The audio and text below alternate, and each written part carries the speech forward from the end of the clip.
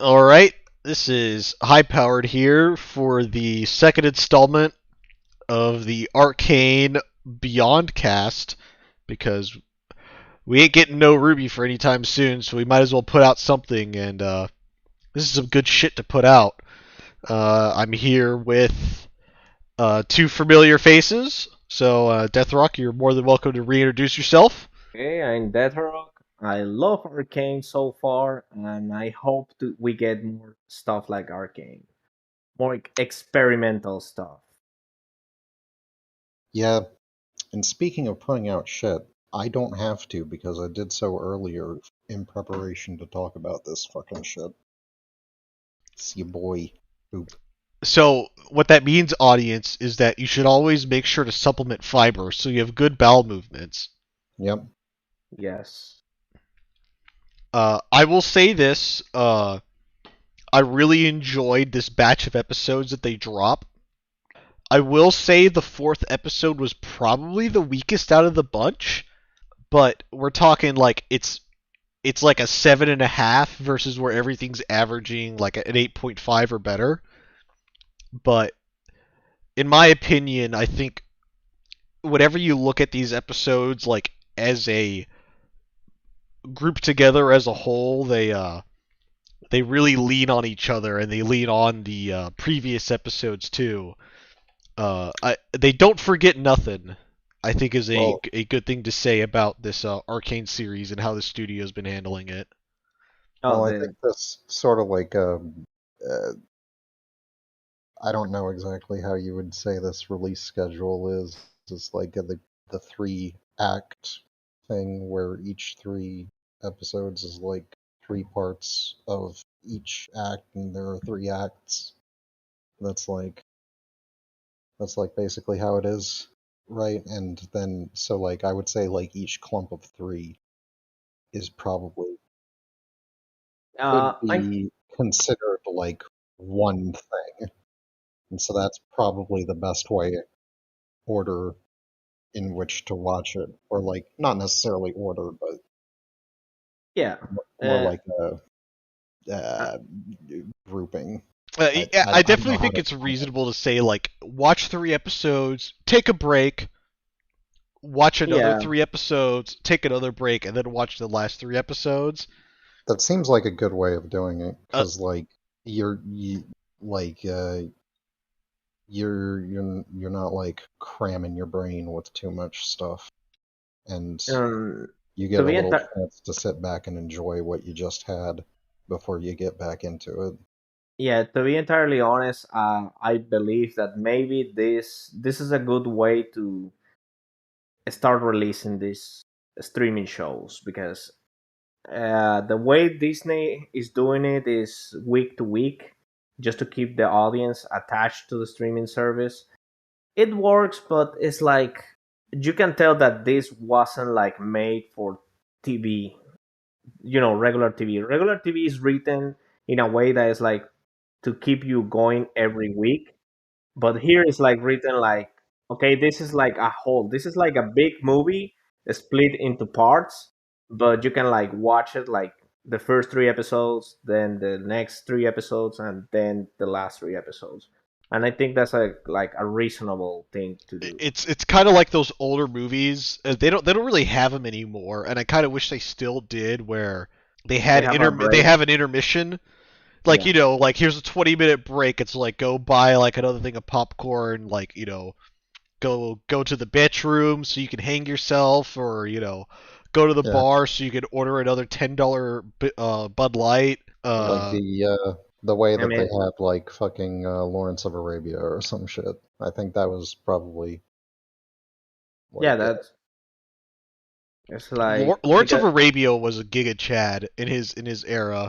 because it also helps because if you think a lot about like what is happening in this show you have the perspective of like 7 characters, so you need to like digest what you're watching. I don't know what it is. Like I guess it's something in the water with the French and how they handle the story. Cause I think for like American audiences, like The only other like really big French show that is like came across to the states was it was Wakfu. Totally Spies. That yes, that one. But Totally Spies is a little weird because it has like weird fetish stuff in it. Yeah, but it's funny because that wasn't intentional. It was the other way around. Totally Spies turned people into fetishes that they didn't knew they have, and the creators were like, "Dude, we were just Oops. making like a show that some guy on California gave us money to do." Literally, that's what they say when they get interviews. They're like, "No, we didn't want it to have any sexual thing on the show. We just got money and we just ran with it." Hey, I mean, sometimes when you run with it, it winds up being like that.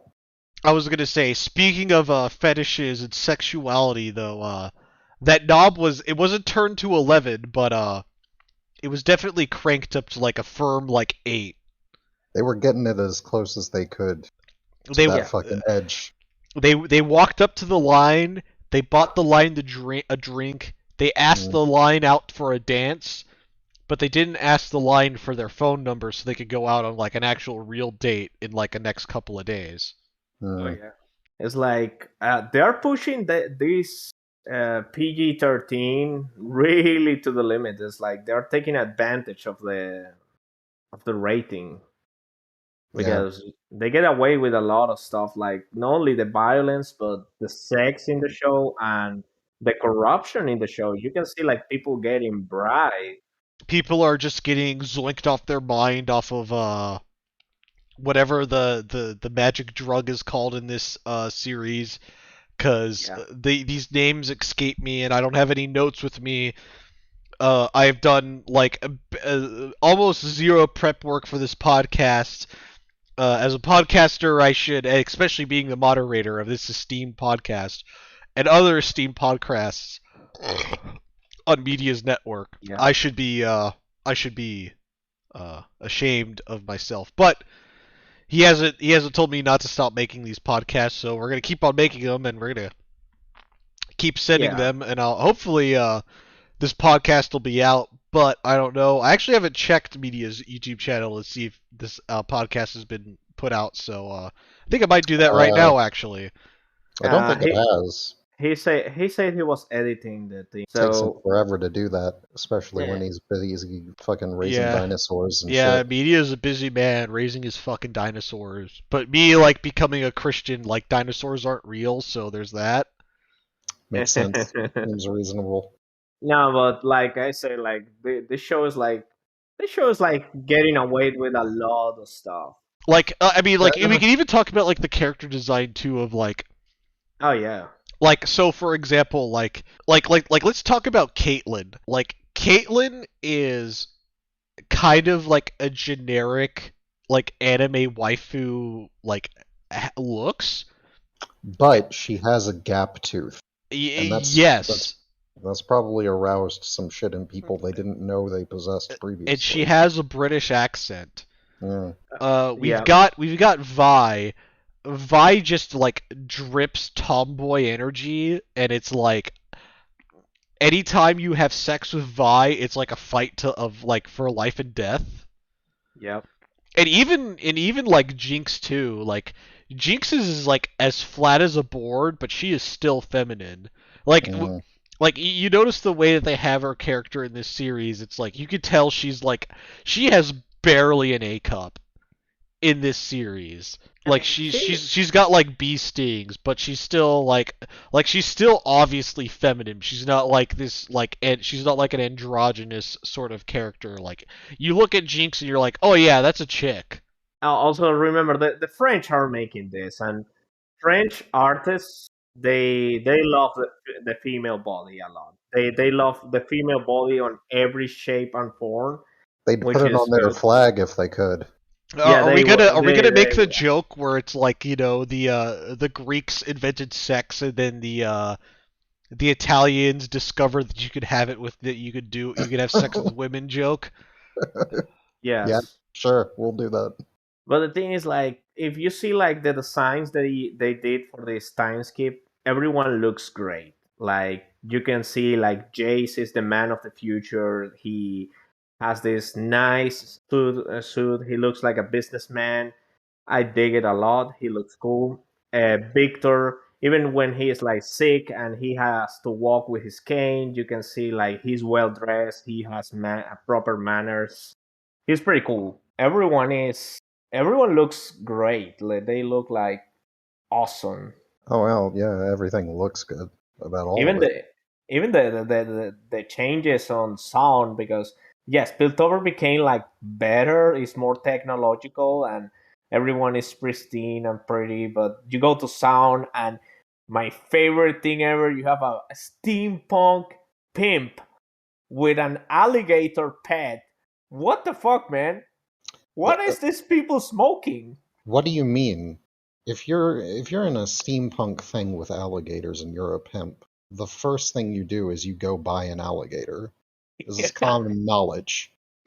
How that even goes? It's like, can you imagine the just the sex workers that work for this dude? Like, hey, daddy, how is going? How is everything going? I was like, where's my money, bitch? I need to And she's feed my alligator.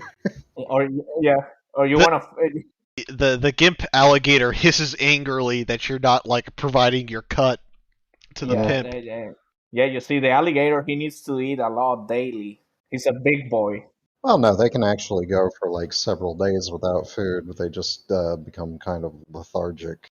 Alligators are probably some of the most resilient animals in the animal kingdom. Like they are, I think, like most like infections that would kill humans, like alligators can just shrug off. Like I'm pretty certain they're like resistant to like antibiotic resistant staph.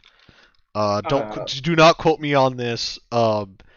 I believe you. Like, reptiles in general are more resilient Yeah, than there's a than reason that the Spider-Man Lizard Man decided to become a lizard man. It's because he wanted to grow arms back and also to not ever get diseases. yes. And well, also we see how the Undercity changed, and the Undercity became like this crime place, but it's like better. It progressed like built over. Like right now, you have like cyborgs, you have like monsters going around, you have like different species that came with the new technology. It's awesome. all right, let's actually start talking about the first episode real quick. So Well, the first episode was basically just like introducing you to all the new shit because it's a time skip. yes, Yeah, and it starts with the it's not even a heist really. It's just like, oh hey, we're attempting to smuggle like a contraband and it goes sideways. yeah, they're trying to. The thing is, like, this is something I noticed. Silco is trying to move his drug outside of Piltover and Sound, because the if you pause the episode, when the guy puts the gold on the hands of the guard has like this manifesto with the destinations of the aircraft. The aircraft was going to go to other countries, which means that they're expanding. They're selling their drug in other And kingdoms. if you pause again, you notice on the barrels, Grom is on the barrels. Well, yeah, they mentioned Grom. I Or think no, they no, no, mentioned. Gragas. Oh, yeah, yeah, Yeah, yeah. Gragas. They mentioned that on there. I think they mentioned Noxus Yeah, verbally at yeah. one. They openly mention Noxus. Like, they are selling wine and goods to Noxus. Yeah, so they do bring the other stuff in on shit Yeah. apparently. And sadly, the operation goes south because this gang of I don't know, steampunk guys with hoverboards enter, and they start wrecking shit, and they start like destroying the drug, and they fight the goons. They are able to defeat the goons, but then our girl Jinx enters the fray, and she starts wrecking shit. Yeah, She Pumped starts. Up Kids is playing faintly in the distance whenever Jinx rolls up on the stage. Oh yeah. She just pulls out her minigun and he starts shooting and throwing grenades and blowing up people and straight up murdering people. Just like that, cold blood. Yeah, like Jinx just like kill like one shots two people from the get go. Yeah. She has And she has like a mental break because like she punches the mask off of one of them, and she's got like the same colored hair as her sister. And yeah, but this chick is just like standing there as like the fire's engulfing both of them, and they're like, "What the fuck's going on?" you can see like the girl is like terrified. She's like, "What? Just let me go, freak! What the fuck is wrong with you?" No, the look on her face is good. It's kind of like the thought like the thought process you would have. It's like if you're chained up in the basement and Hannibal Lecter rolls up Oh and he god. doesn't even have any like tools or anything. He's just sitting there talking to you, and you can figure out real quick like this guy's gonna bisect me and eat my fucking liver. Yeah, that's a really good comparison. I love Hannibal, by the way, because you can tell that Jinx is like something is not right with her mind. Like even in the first part before the incident with the bomb, you can tell that this kid she probably needed some type of therapy or help because she had like those arse buds. She was like just like freaking out and crying and had like panic attacks, and you can tell that Jinx is like she's she was probably insane before the accident. Yeah, Let's call it an it's accident. kind of interesting how they treat Mental illness. like mental illness in this series where they don't make it like a cool hipper trendy thing in this series. Like you can tell in this series like you're not having a fun time Yeah, you can tell like that. dealing with your like schizophrenia or your your paranoid like psychosis or whatever. It's Yeah, yeah, you like can tell that Jinx is probably suffering when she has these moments that when she paralyzed and she hallucinates. You can tell that something is not right with her. yeah, they don't make like the like Jinx's like mental illness like hip or trendy. It's it's not it's you can tell that it's just like it's raw and it's debilitating because like if you subtracted the mental illness away from Jinx's character, then she would be like the nerdy sort of like person in the car in like your organization that's like, oh yeah, we can launder the nerdy person in like the criminal organization is like, oh hey boss man, like we could just launder all of our money through like cryptocurrency and it's gonna be a lot easier. Like we don't even need to use the banks or whatever. Like no big deal. Yeah, and she's clearly like the brain behind the weapons, like the mechanical weapons of the organization. But you can tell that she's clearly not there. She's a liability, and Well, that's the one that's thing I like where it's the lady who lost her arm like yeah. points this out to Silco. Like first opportunity she gets is like, "Oh, Jinx is a fucking liability," and And he's like, "Yeah, I know. Well, Silco is like, "Yes." Sideways Chad face, yes. yeah, Yeah, because she's like we, and he's like, who are we? Because he knows that Jinx is on the ceiling, hiding, listening to everything. So he's like, yes, I know that she's mentally insane, but she's making like the weapons we use. She's making like the guns and your arm and that shit. She's inventing weapons for us. We need those things with us. Yeah, it's Jinx is kind of like the monkey's paw to Silco's organization. Yeah. It's like, yes, I've acquired new technology. Monkey's paw closes. It's like, oh wait, like Jinx accidentally like makes everything worse. Shit. Yeah, because the thing is like Jinx, because she has a mental condition. She doesn't she doesn't care about the consequences of her actions. So at the end of the day, like she might make you like a gun, but she is not gonna put like any safety on the gun. the safety is the trigger finger. Exactly. T So T T Glock. Yeah. It's you disengage the safety by pulling the trigger, man. Oh no! I'm talking like if Jinx makes you a weapon, would you trust that the weapon is gonna work 100%? It'd probably work 100% of the time, Yeah. but Man, the collateral is what I'd be concerned with. Oh I've yeah. done it enough times on my own that I wouldn't give a shit. I'd take it. But so then we see like the I don't know the name of the gang. This gang is forced to retreat, and they just escaped because they are like, oh god, she's here. We have to go, and they go out, which tells me that probably she has fought them before and probably killed a lot of people by this point. Yeah, the only thing I'm worried about with this, like with the gang that they've introduced, I forget if they even have a name or not.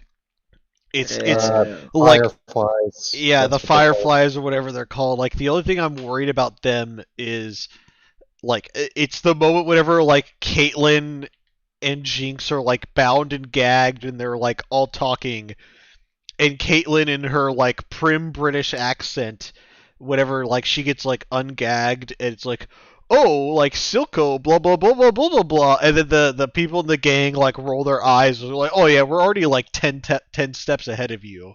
Like to me, that's like would be like the only weakness I could see in the show right now, where it's like, oh, this random gang has like been harassing Silco this entire time, even whenever Vander was in charge, like they were also fucking with Silco. Like to me, like yeah, I feel like that's kind of like the only weak spot, where it's like this random like ragtag group of like, you know, like scene chicks and like random tech person is like, oh yeah, we've been fighting this fight for years. It's like y'all are just showing up on the scene. well, the thing is like you can defend this to some degree because we have seen that Silco is paying the police. Well, He in a has way, the, like he's and I have the theory that at least one of the council members it's on his pocket. I'm pretty sure that he has at least one of the council members in his pockets. well, that would be easy enough for them to do because they could just like if they want to just use one of like the minor ones, then they can always give that to him, or they could, if they want to go for something big, have him have what's her Medarda, who's that one? the councilwoman. Whichever one fucked Jace.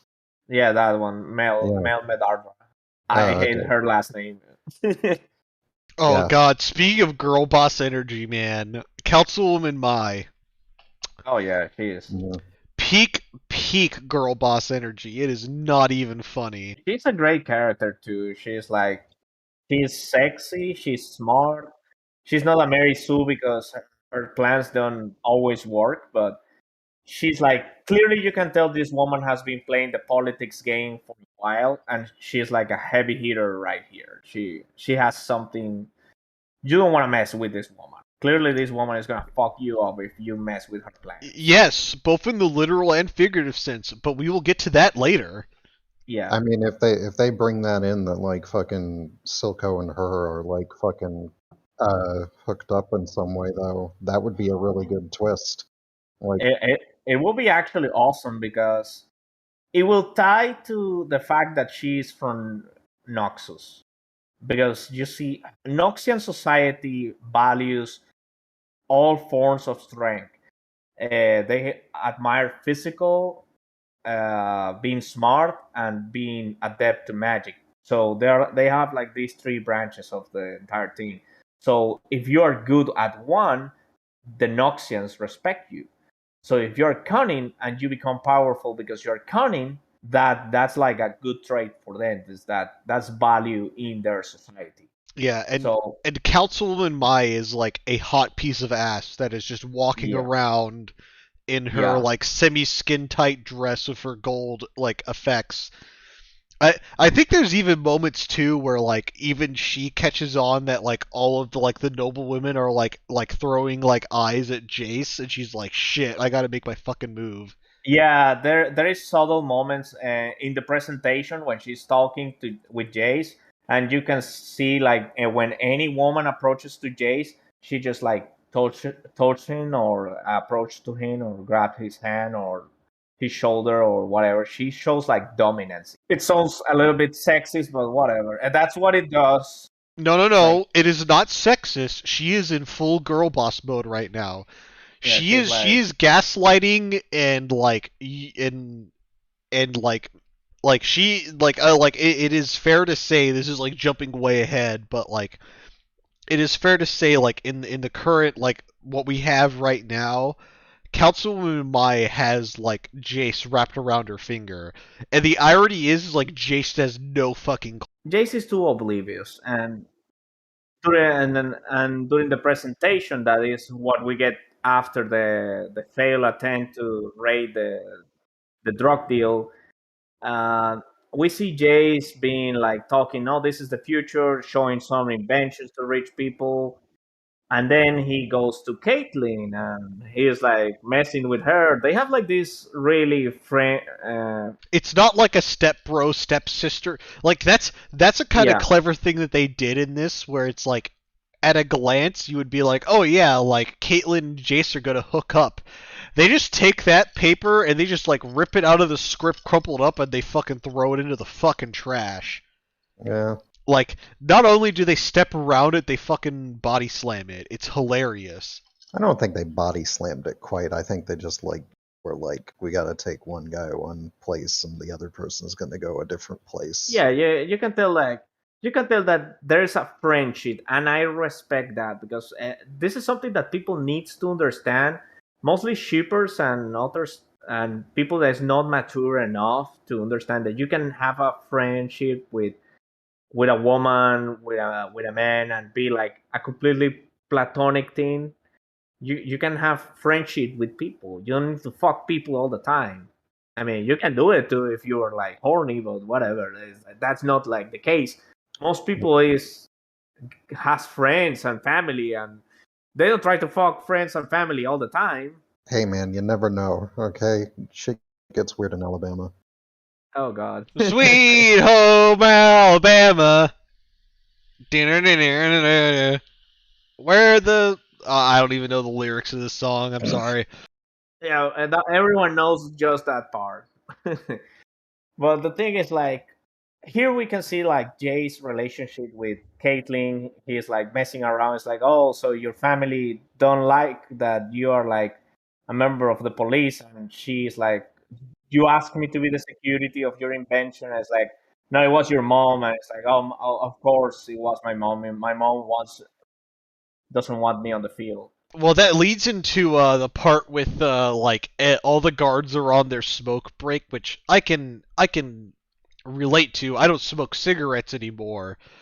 You know, I smoke a vaporizer, which is worse than smoking cigarettes because if you smoke a vaporizer, you're not nowhere near as cool as you are whenever you smoke a cigarette. Yeah, Anyone who is listening to this, do not smoke. Do not do it's what I am doing right now. yeah, it's bad for your health. It's bad for your health. Don't be me.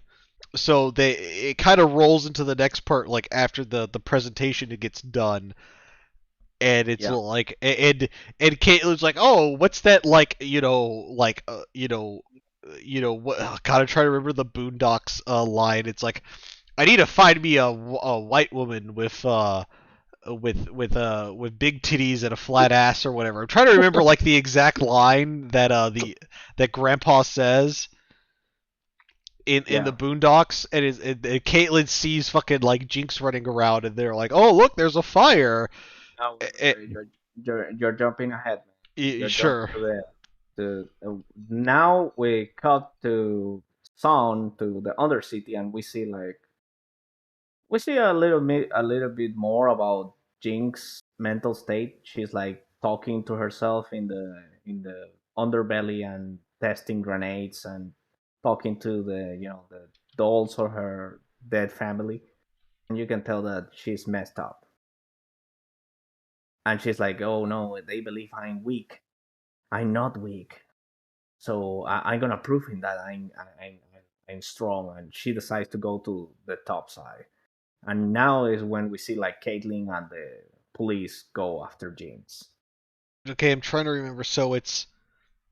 Um, so it's they have the presentation, and then afterwards it's a smoke break, and then the fire happens. Or is there a Yeah. Zon scene between that? I'm trying to remember.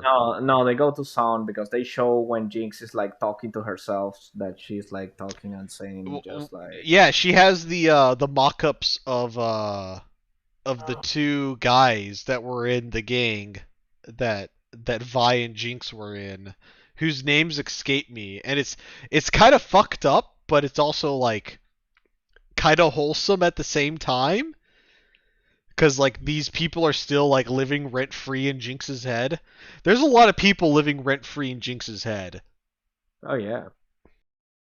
And well, we see Jinx causing mayhem, you know, basically domestic terrorism. Around here, we do just a little bit of domestic terrorism, just a moderate amount. So she just blows up like six police officers, and Caitlyn goes to the hospital. Yeah, and Caitlyn goes to the hospital. We get a good scene of Caitlyn slightly undressed in Yeah. bandages with Jace, and there's like 13 billion flowers because everyone's trying to kiss ass. It's great. Damn it, Caitlyn's hot. Holy shit. And not only that, we see the reaction of Heimerdinger and the council to this. They are afraid because they stole basically like technology. Yeah, I And mean, sometimes you gotta steal some technology, man. I don't know what to tell you. because the fear of the council is that the poor people is gonna use that thing to rebel against them. That's the fear of the council. And that's whenever like the whole corruption bit gets brought in by Councilwoman Mai, and Councilwoman Mai is like talking to Jace, and she's like, "Oh yeah, what's his name over there is selling alcohol to these people, and she's selling uncut meth or whatever to these people, and this guy right here is cooking all the DMT you could ever want, and he's selling that. It's like you can't just like cut off the fucking warp gate." It's like, you do that, like, these people are gonna fucking kill you. It's like, I'm trying to protect my fucking golden goose here. Yeah. And then Jace falls into it because he doesn't figure out that she's manipulating him, and he just goes there and starts shaking hands. Yeah, shaking hands and kissing babies, and, Councilwoman Mai is just like, her in between her legs, she is like fucking dripping at that point. She's just like, fuck, I got him. Like, her talons are like so deep into this man's back, it's not even funny. Yeah, it's not funny anymore. Mm. But that's the good thing, is like we can see like the subtlety of the thing. Is like Jace is like getting manipulated, but it's like over time. It's not like she's openly saying you have to do this. It's just like, no, that person does this, what you're gonna do. She is influencing him. She's not like being openly like, do what I tell you to do, which is great. Yeah, we can. It is cool when you can like just see the shit happening, and they don't gotta say nothing about it, and it like explains itself. Yeah. We also see Victor and Jay showing their inventions to Heimerdinger, and Heimerdinger is like, yes, those are really cool, but in 10 years you might be able to sell them. And they're like, what? We can do it right now. We have a prototype. And it's like, yes, you have a prototype. That's not how it works. Heimerdinger's like, I've been through the patent office. Trust me. Mm. Yeah.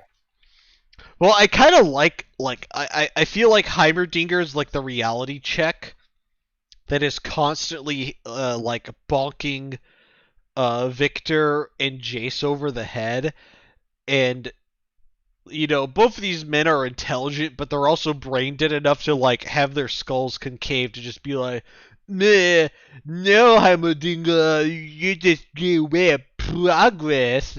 Yeah, smash his wrench into science and make science thing. Yeah.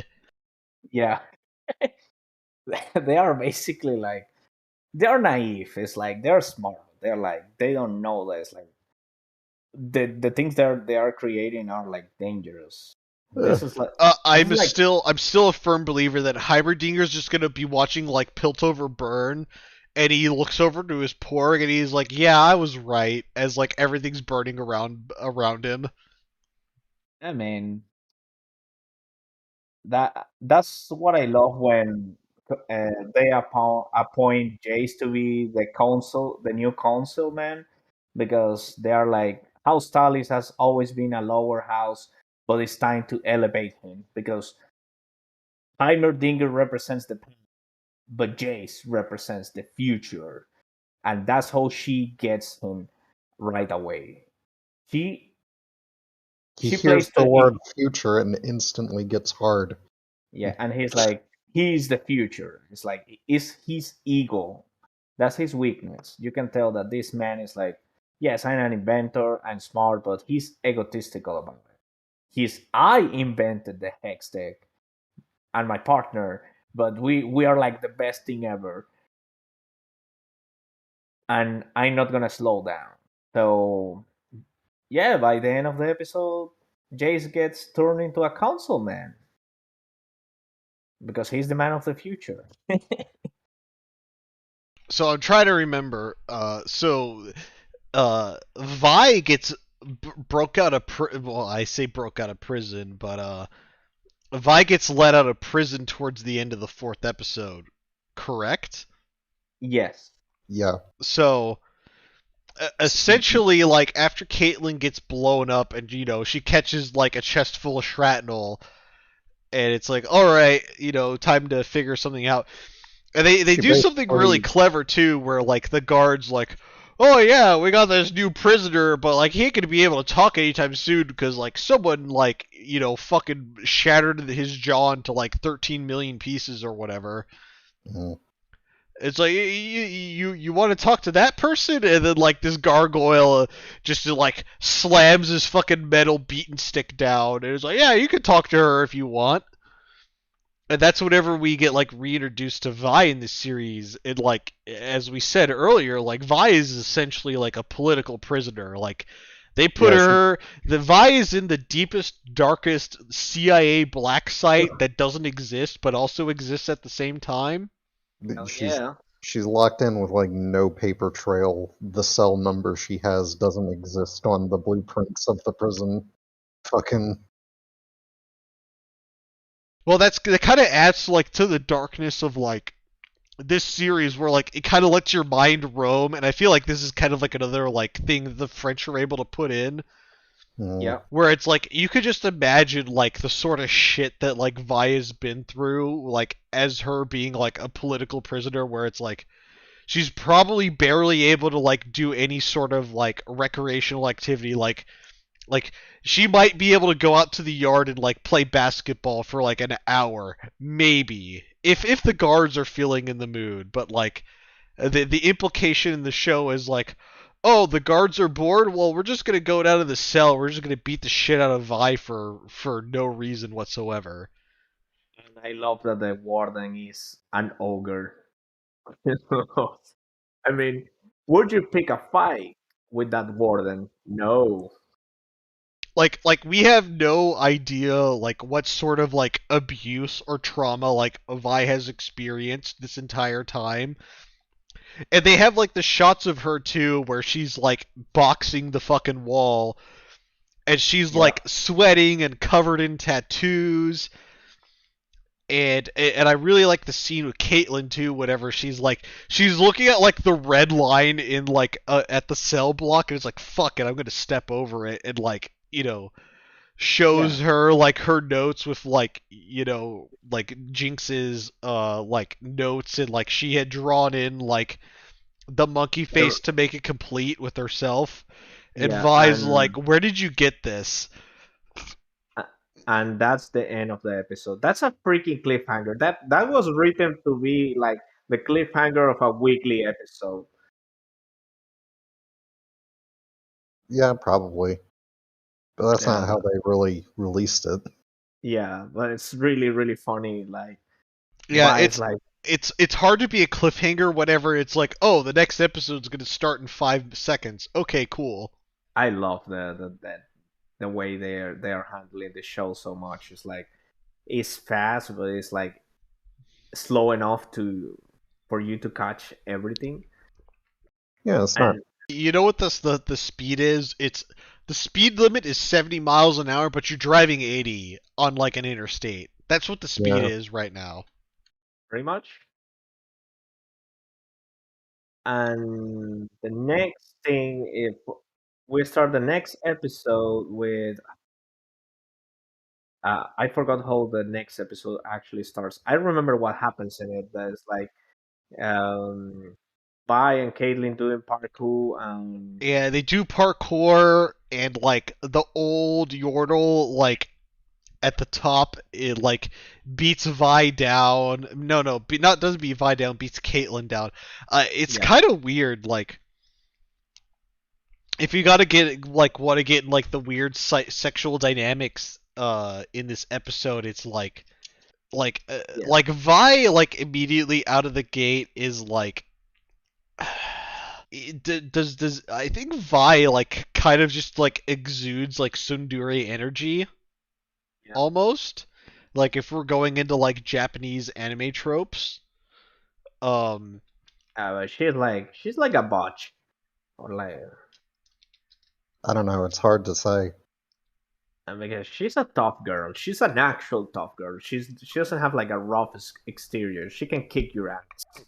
yeah, like in a sexual like situation between like Vi and another female, like I would Yeah, say Vi's a switch, but like she's probably the one that's putting on the strap on, if that makes sense. so she's a top. I don't know. I have no idea how any of that works. I don't look into that sort of thing. No, no. Well, but the thing is, like, we see by just like teaching Caitlyn how to be on the streets, because she was like, the people of the Undercity are gonna eat you alive, cupcake. And she's like, they're not gonna do it. They are like, like, I'm a police officer. It's like, precisely. That's why they're gonna eat you alive.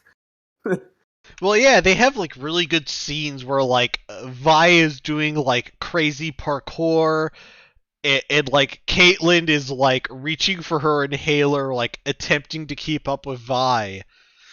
Yeah, And then Vi's like, "Oh, hey, you need to change your clothes, cause like everyone could like point you out as like an enforcer from like a mile yeah. away." I mean, she is walking on her police uniform, so yeah. And then I'm trying to think, because the brothel scene doesn't come up next. I doesn't it like go back to Silco and Vi? No, Yeah, it goes to Silco and Jinx after that. I think correct. yeah. Jinx, they have a nice Easter egg because Jinx is like playing her theme song, Get Jinx, when she's working on the hex tech. And she figures out, which is brilliant.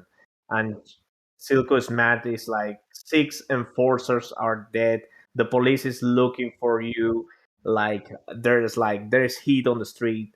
Everyone is looking. We don't want heat. And she's like, Yeah, like that kind of like brings into like this is kind of like digging back into the fourth episode. It's like the dynamic between like Silco and Vi is very like it's an right, abusive relationship. yeah, Like, cause Silco like Silco is a smart enough man to where he knows what he needs to do to control Vi.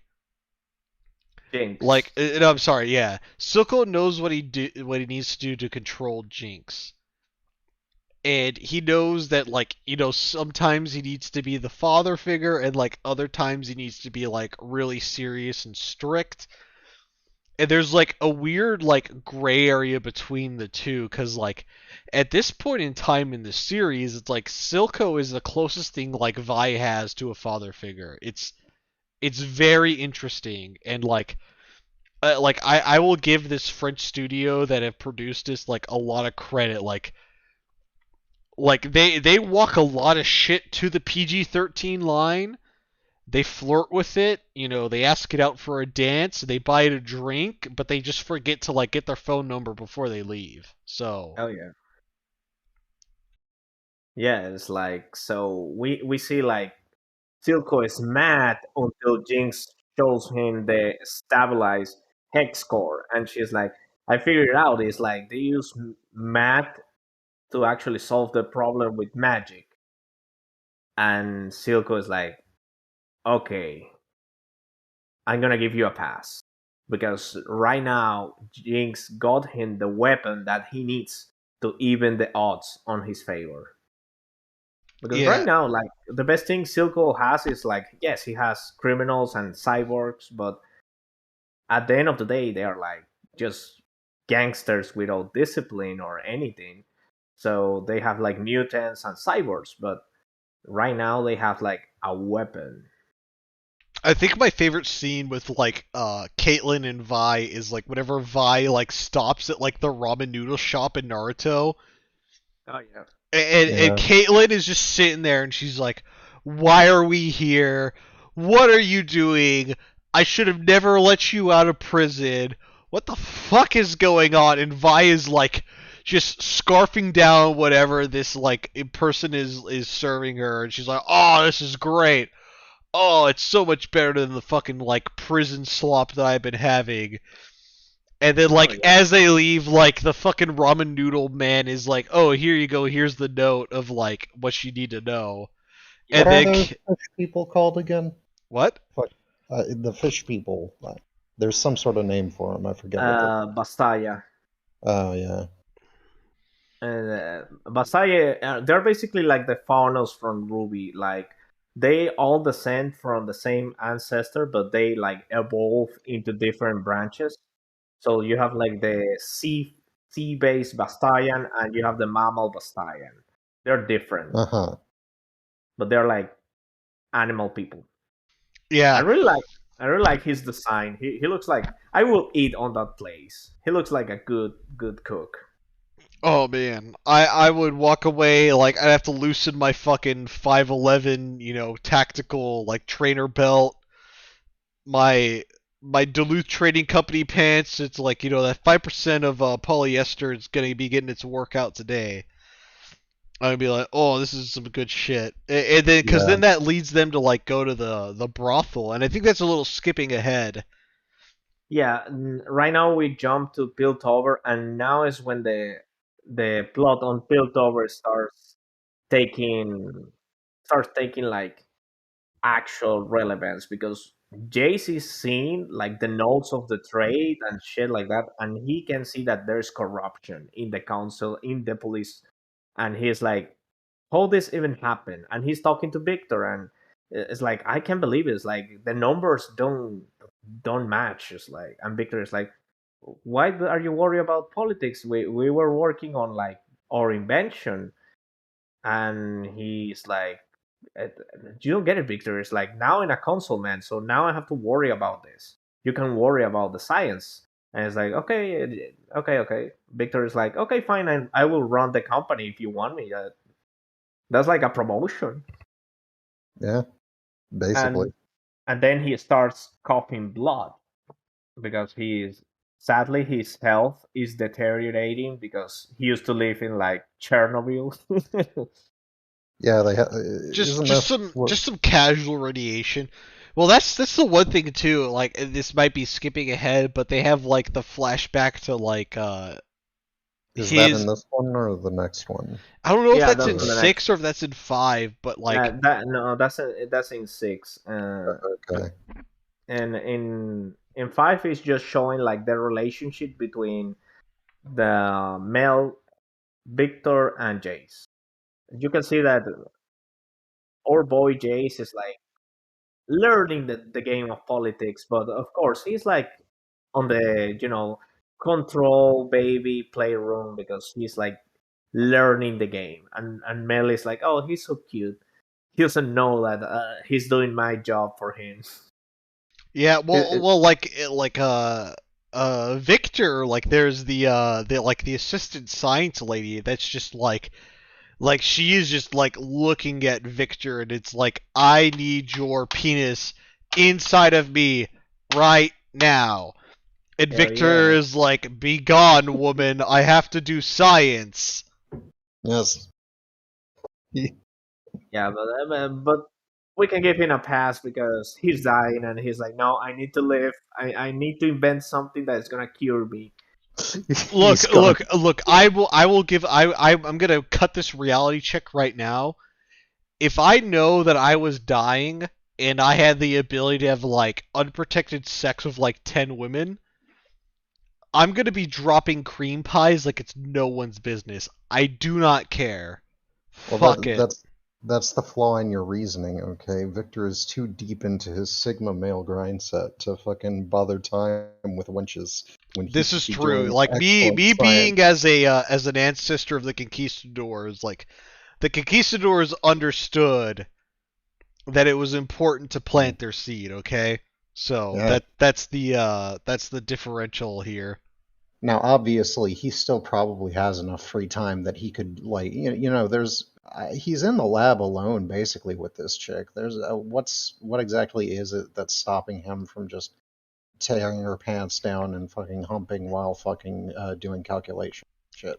Doesn't seem to me like God, there's now any I'm real. thinking of that like shitty webm of like the math professor like that drawed like the -10 to +10 on like the lady's back Yeah, as if he's like plowing the chick, and he's if like, we've got "All right, I'm gonna do some math here real quick."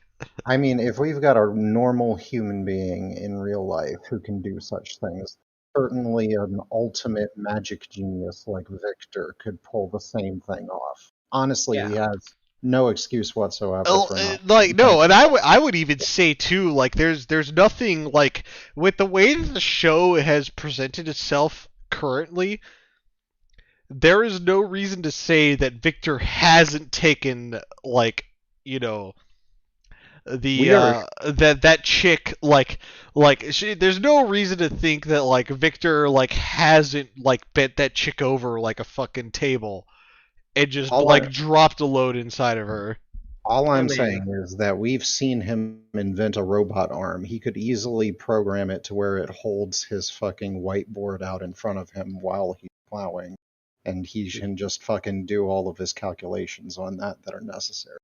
yeah, hell yeah. And while our boy Victor decides not to grind, just to grind for more, like a Sigma, like a Sigma male, our boy Jace, like a simp, goes right into Medarda's bedroom.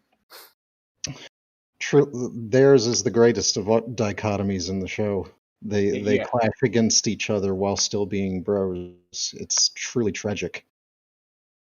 yeah. This is like some Okay, Shakespearean shit in the modern era, guys. so here's the question. So like is Jason alpha male? No, I Um, don't think so. he not yet.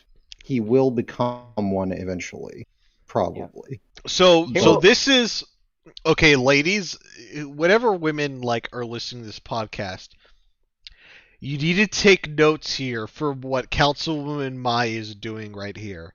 yeah, So Councilwoman Mai sees Jace and she's like, "Oh, this is a potential investment in the future." So Councilwoman Mai is like gambling her political currency to see that Jace pays off, and it's paying off for her in dividends. Like we're talking about like 50 to 100% gains in the stock portfolio right now, probably more.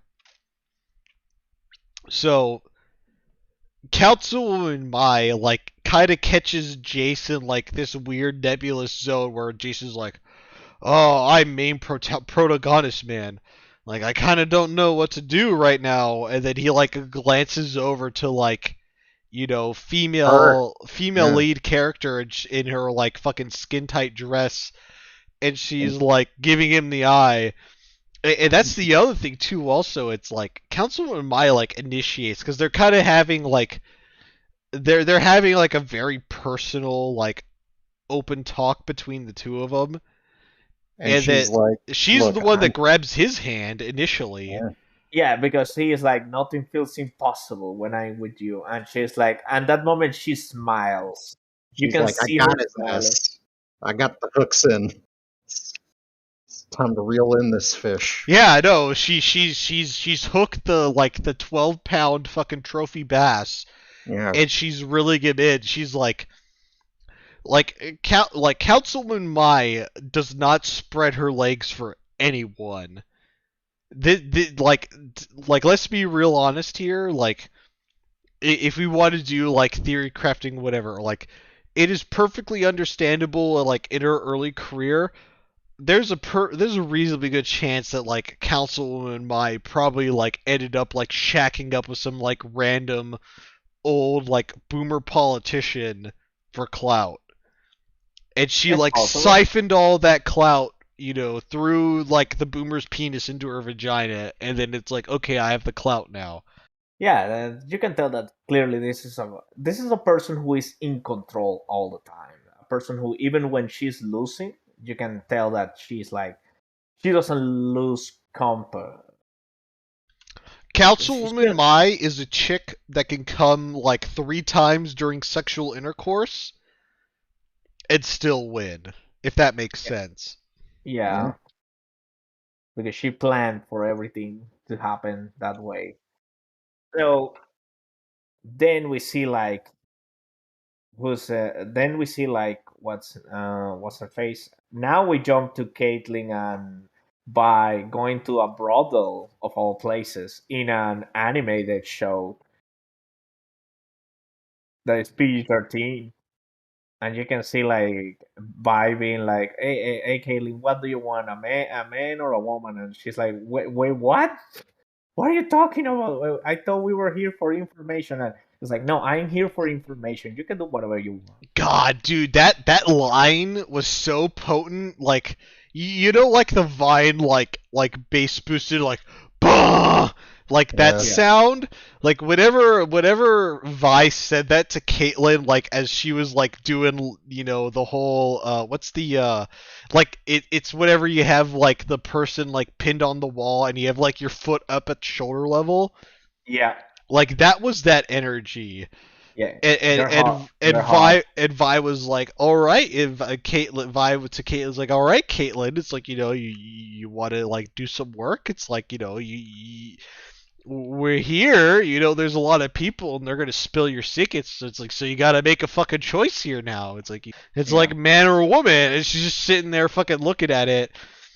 And it's kind of like a weird thing too, because the way it gets played off, because like Vi goes to talk to the head mistress, and it's like some yordle, yeah.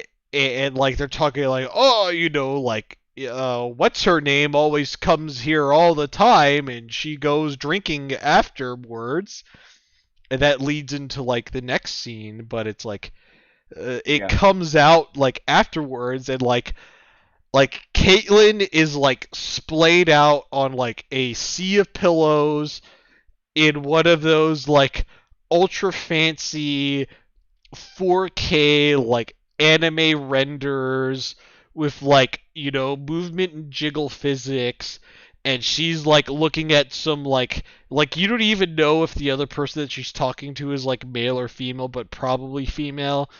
It's a like woman, and you can tell, and she's yeah, like, it's like a chick in a mask that she's like whispering sweet nothings to. Advise like, all right, Caitlyn, it's time to go, and Caitlyn's like, oh, okay, I guess it's time to go now, like, whatever. But no, no, like, and they don't go right away. Bai just starts laughing, which is Yeah. amazing. She's like just laughing. well, and then that leads to the next scene with the confrontation with fuck, what's her name? The Savika. Yeah, Yeah, Savika. just to point out a little thing, it's funny because when she's on the brothel, it's like, oh, her number, Silco's number two is a regular here, so everyone knows her. And then by when she's walking to fight Savika, they start playing the theme of the show, "Enemy" by Imagine Dragons. I don't really like that theme. I don't really just.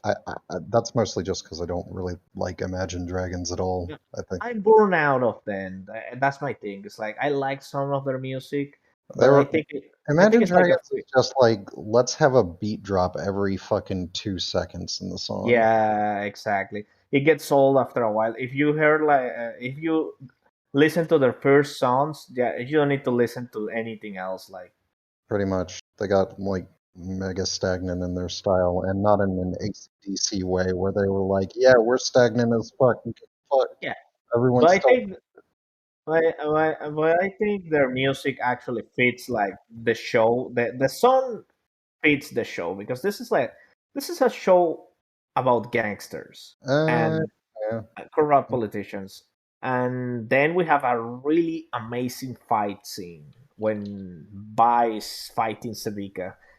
You can tell that Oh, oh, it's yeah. Vi so good. Vi yeah, is so mad. It is not even funny.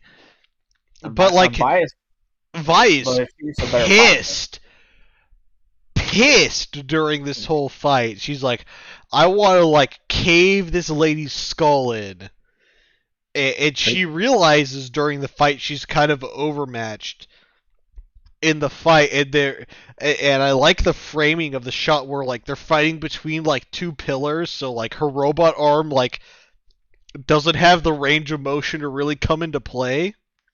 Oh, Yeah, it's so good. Like someone on this staff had like watched MMA fights. Like, okay, imagine an MMA fight, but they're like stuck in a fucking hallway and they don't have like a whole octagon to play around in. yeah, Like, just imagine how different the fight will be. and not only that, they animated even when the camera is not focused on the on Sabika's arm. All her arm parts, all the mechanical parts move. Yeah, They animated that. That's awesome. like every individual thing got its own fucking like different piece of the fucking model. Like it was pretty crazy. I mean, Yeah, and all the fight scenes are like super cool looking. Uh, and you can tell like Sabika fights dirty. When they're fighting, you can see Sabika just going under the belt every time she can, and then buys like just like I'm gonna do the same thing. I'm not gonna win fighting. I don't it wanna did, win. it did work really well for a couple seconds there, but then she Yeah, turned it back. yeah, It's you're pretty fighting a cool. cyborg, so you're like you have a disadvantage. Yeah, I mean, to be fair, she thought she only had one arm. Yeah, probably she was like, she has one arm. I can probably take her. She wasn't expecting a mechanical arm. Well, that's kind of the one thing in this like whole fight. Like Vi is winning, but she doesn't get distracted per se. But she drops her guard and she takes a fucking like serious gut shot.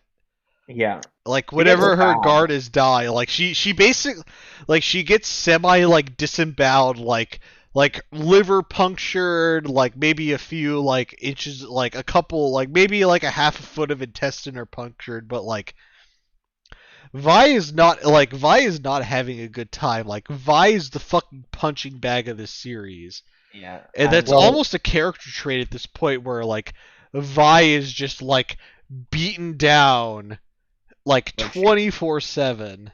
but she gets up. She's like Daredevil. She gets up all the time.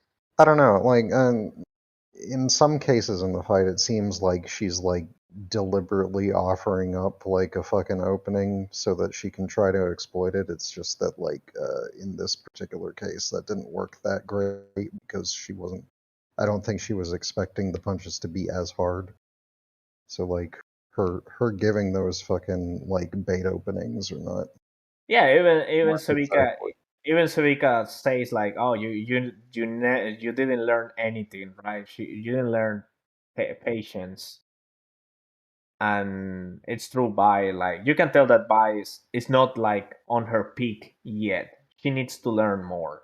She fights better, way better. She's faster, stronger, and she has better technique.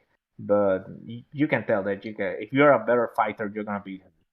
Well, like I think the thing with her is like that she's like just still using the same fucking approach on everybody, and rather than like taking account of what enemy she's going up against at any Yeah, given time.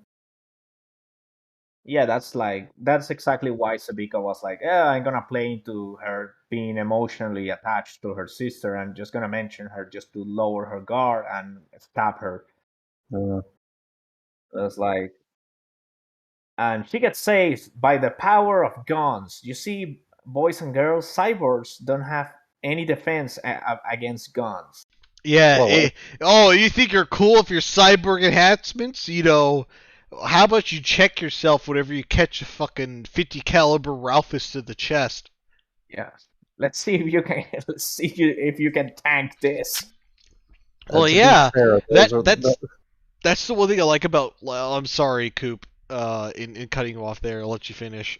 no, I was just gonna say that it seemed like their cartridges are more like 4570s or something. They I have wouldn't. like, I wouldn't want to catch a 4570 to the chest. well, no, you and most of the Native American populace would agree on that. Ain't that the fucking truth? Yeah, So but yeah, no. Caitlyn like saves the day by like being Overwatch and just like starting to dump rounds into Savinka or whatever her name is, and that wades her off from like her current attacks, and that leads into the scene too where like they go to Vi and Powder's like childhood home. Ooh, ooh, all of that is good.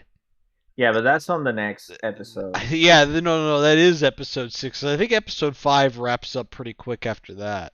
Yeah, that's because it's the one that is like fast. All everything that passes is just like this. It's just fast. Yeah, I mean, it's fast, but it's like followable. It's like not too speedy to where you don't know what went on. But Yeah, it's like I think it's like paced perfect almost. yeah, Like almost perfect. there's like a few like cuts that jump a little bit too quick. But I I think ag- that Yeah, was the like pacing is pretty on point. Like it hits like 8 out of 10 times. I would say that it's like fucking the only thing that kind of cut into that is just like backroom editing to kind of try yeah, and keep it within the time constraints because yes, they do have all of the episodes being the same length. yeah. I think that maybe if this particular episode was a little bit longer, it will feel better in terms of pacing, in my opinion. But Well, I can't. The thing is, it's like good enough to the point where I can't even. I know what I'm talking about when I'm talking about these cuts, but I can't recall like the specific ones because like I think they did where they had to make those sacrifices. They did at least pick the places where it was not too serious to do it. Like, I agree.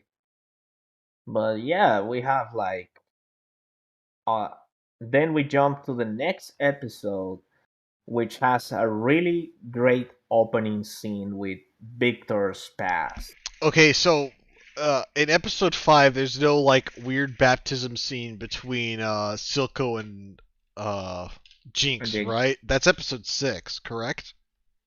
No, that's an episode. I think it was on the very first episode of this part. Yeah, that was the only like to me like weird thing was like the whole baptism scene between Silco and Jinx. Yeah, but Like the that's sec like the like I'll blame the French on this, but like the sexual energy between the two of them at that scene was like creepy. it was ridiculous. It was creepy. It kind of was. Like it I really was like are these two gonna kiss?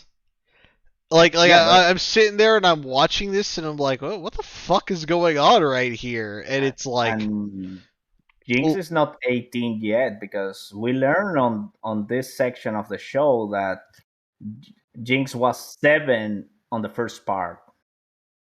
So even I if 10 years pass, she will be 17. Hey man, France has different age limits, okay? Give the guys a break.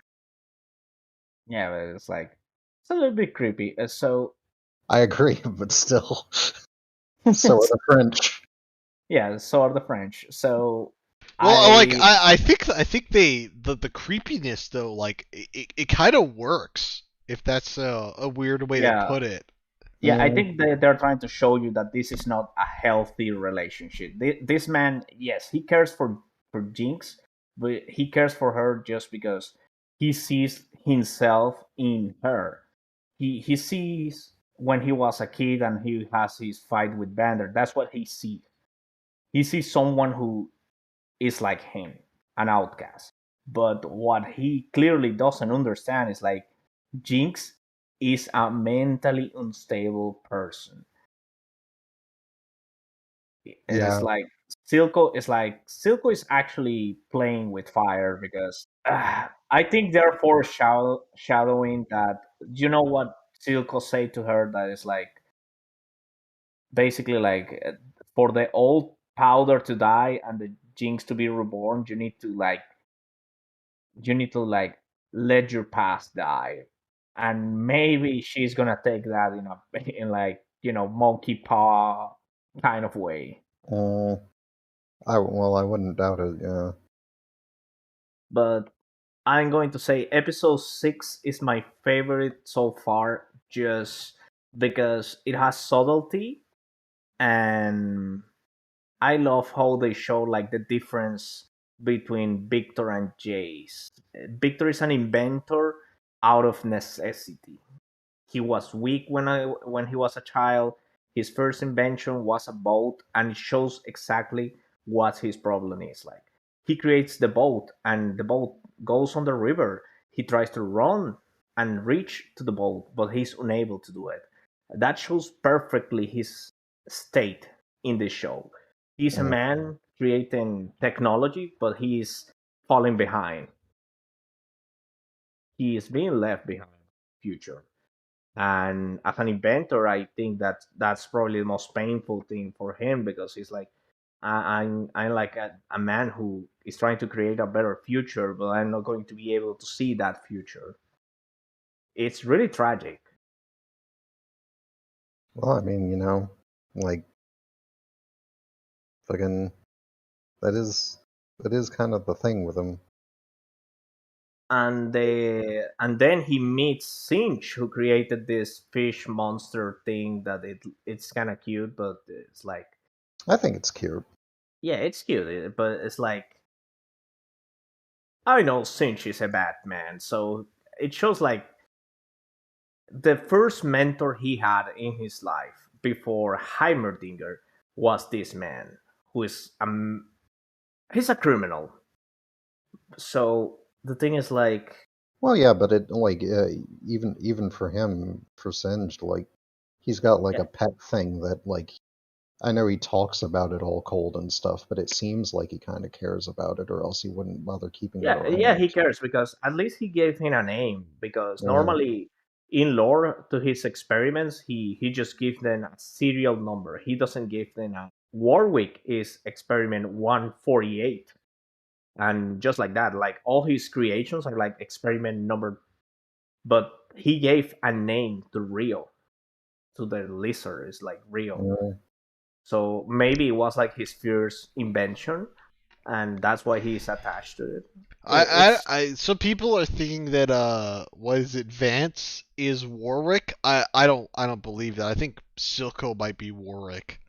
Yeah, I I think that will be like a fitting fate because I can see like Jinx being the one who turns Silco to Cinch and it's like, oh, Dad, don't worry, he's gonna heal you, he's gonna save you, and and we know that he's not gonna save him. I don't know like I don't know enough about Warwick. Does Warwick have an artificial eye? Like He the thing is like Warwick is supposed to be like what's the name of how do you call it? Like he's like supposed to be like a gangster that got captured by Sinch and got experimented by. So people believe that it was Bander, but I don't think it's Bander. I think it might be Silco because it will be like ironic.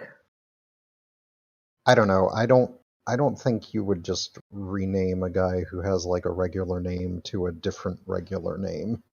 It The doesn't thing seem. is, like Warwick is not even the name that of the that's the name that the people of Sound gave to the werewolf because uh, for Singe, Warwick is just Experiment 248. That's what he is for Singe. okay then. Maybe it would make sense then. Okay. So right now we see like the protagonists of this part at the beginning are basically like Jace, Harmendinger, and Victor, who are like Victor is deteriorating.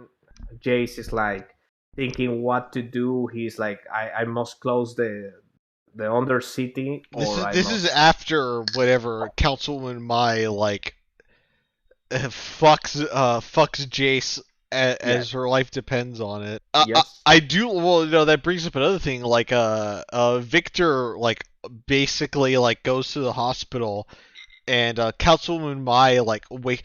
Oh god, it's such a good like screenshot with like Yeah. all of her hair undone, like in the plush bed, and she like wakes up and she like you could see her like eyes looking over to see Jace, and like Jace is gone, Yeah.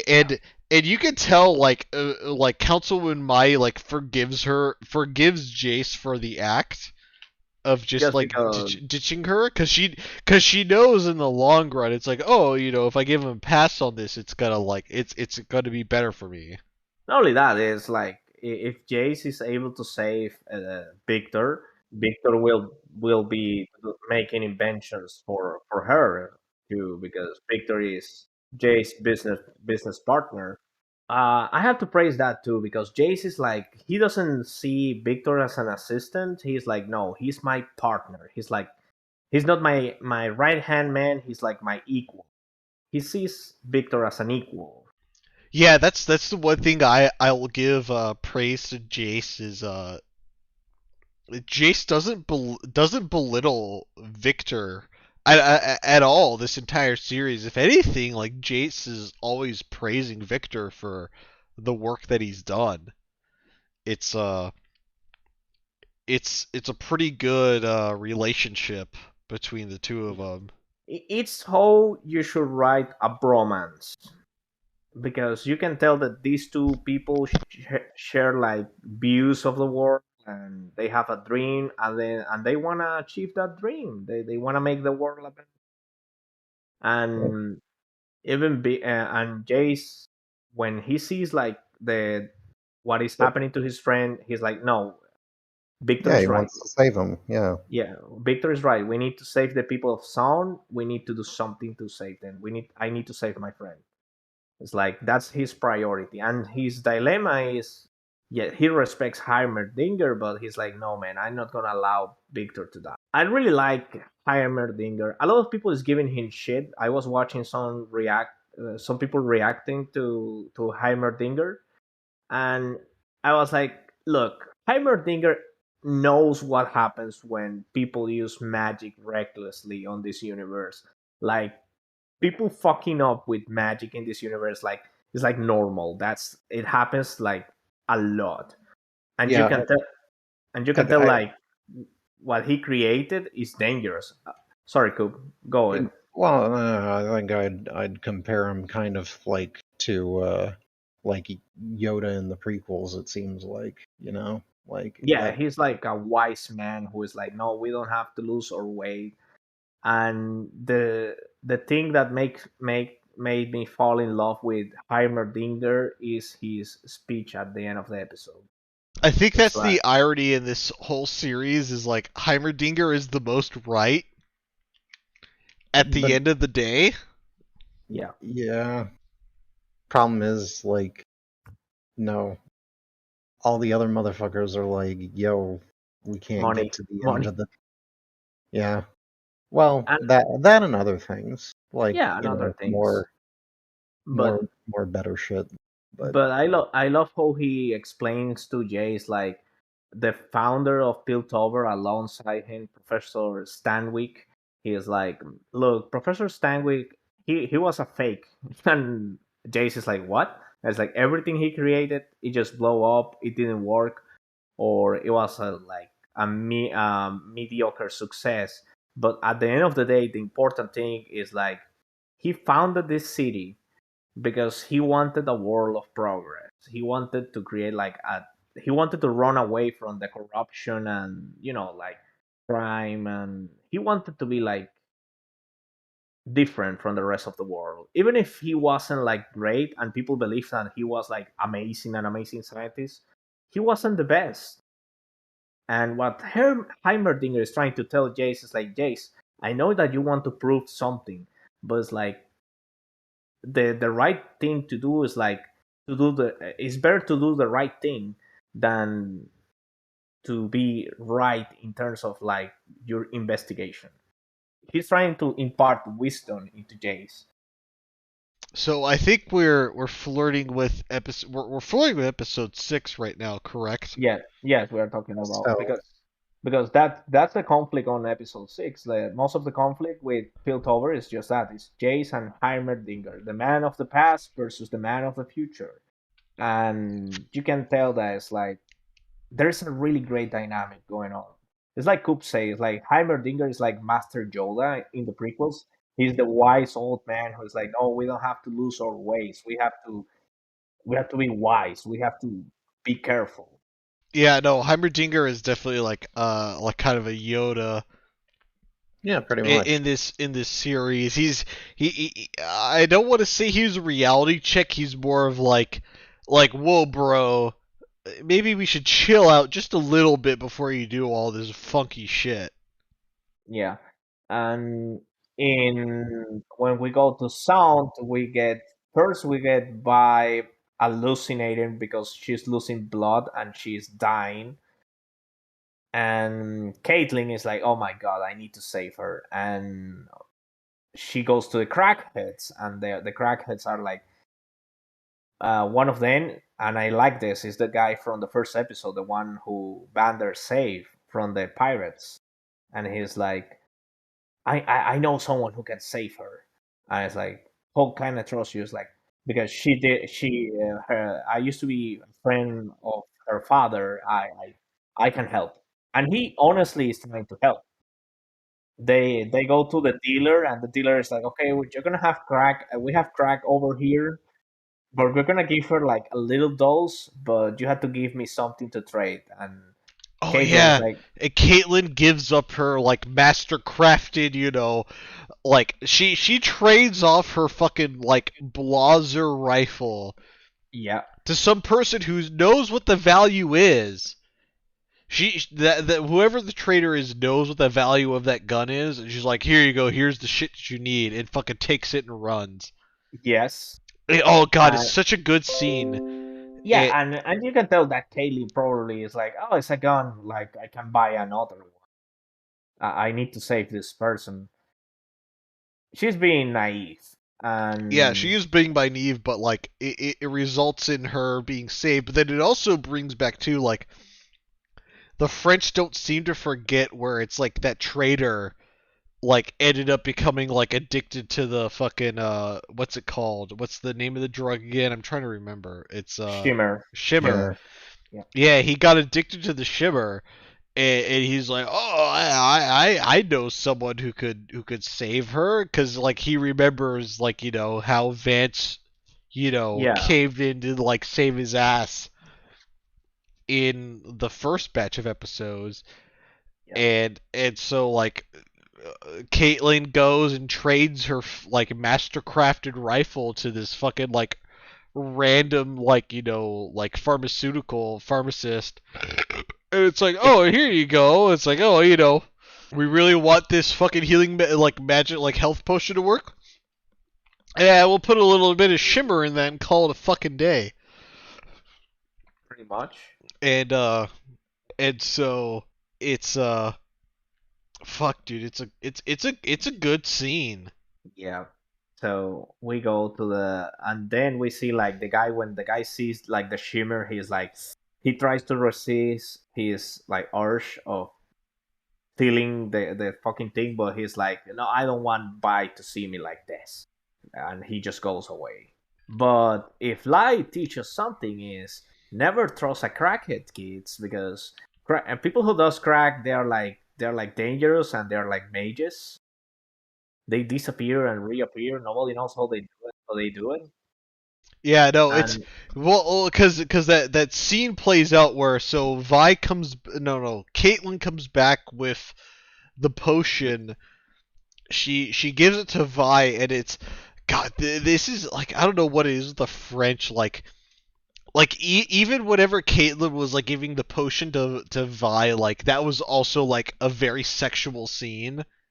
oh yeah, Like I don't know how the French are able to do it, but like everything with them is sex. It's not even funny.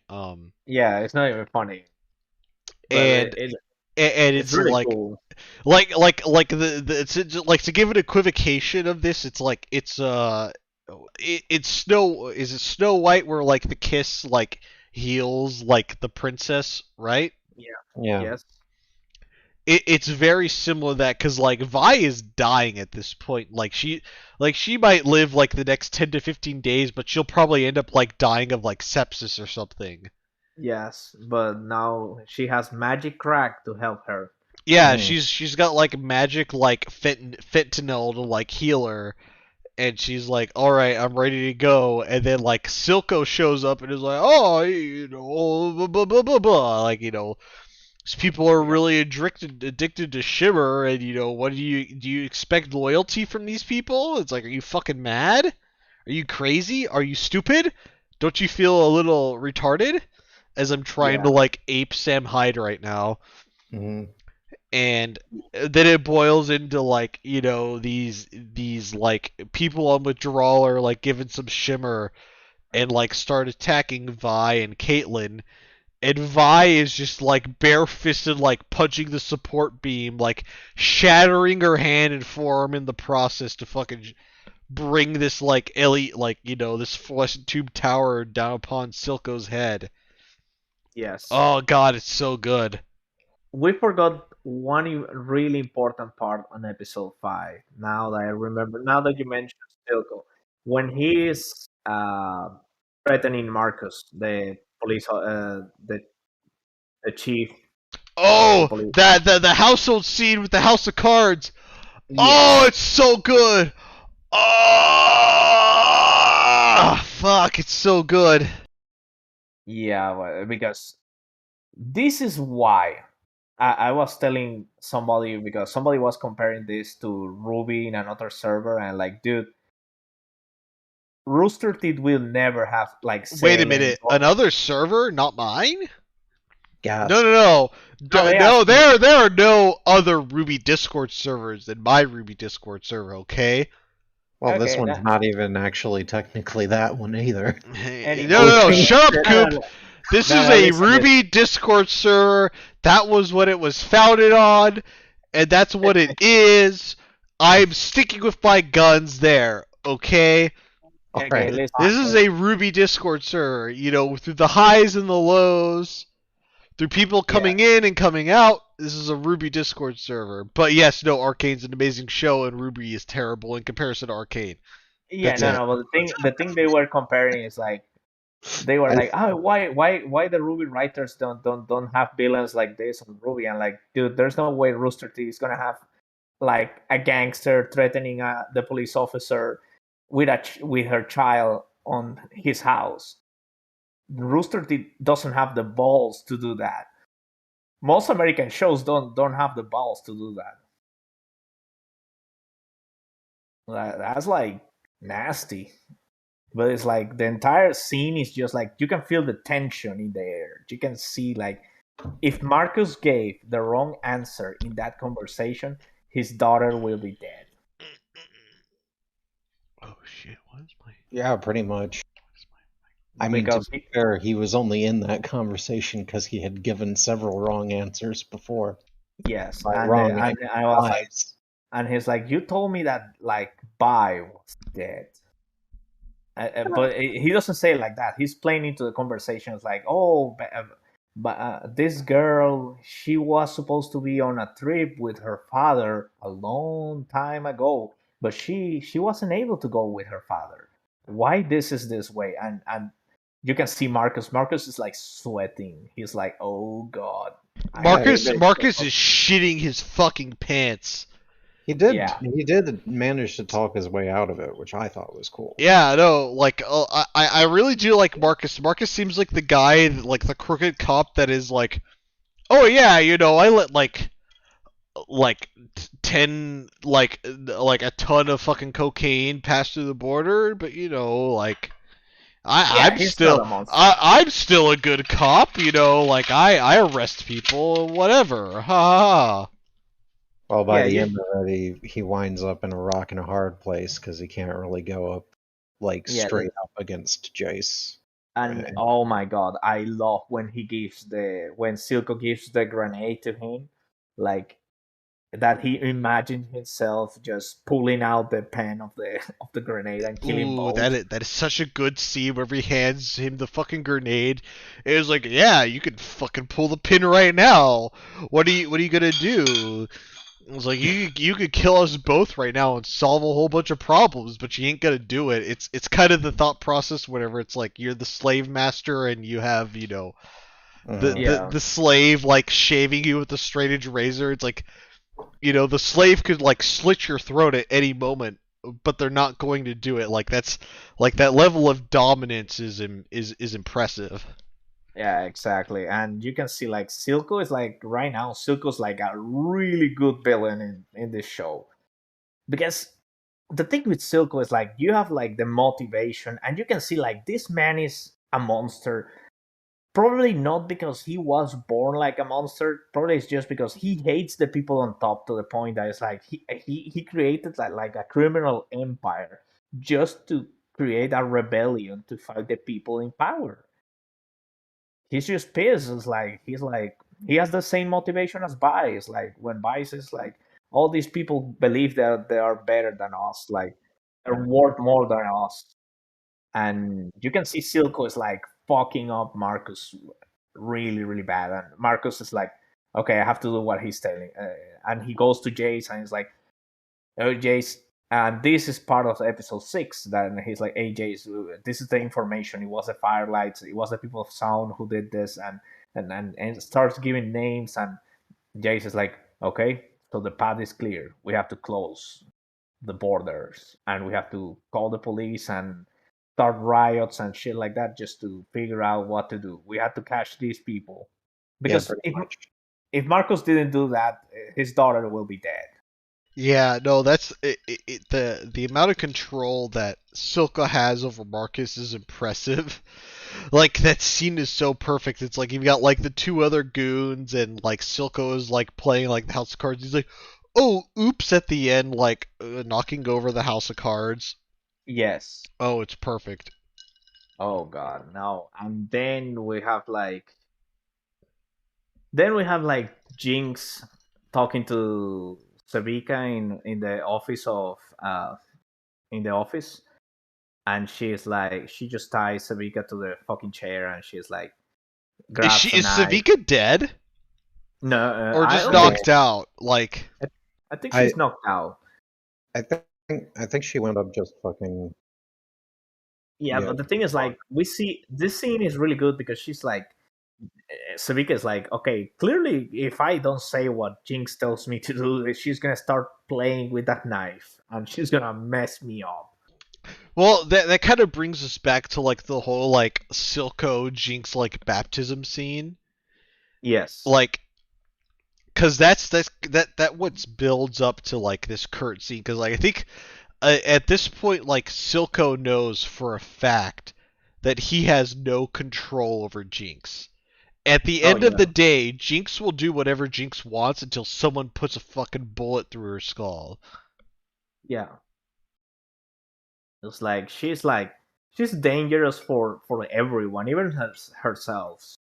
So she will be like, if you capture her, you have to put her into like a mental institution, and if you are not able to do that, you have to kill her. Yeah, like a Jinx either needs to be locked away in a mental institution for the rest of her life, or someone needs to put a 9mm through the back of her skull. Like that's Yeah, the only.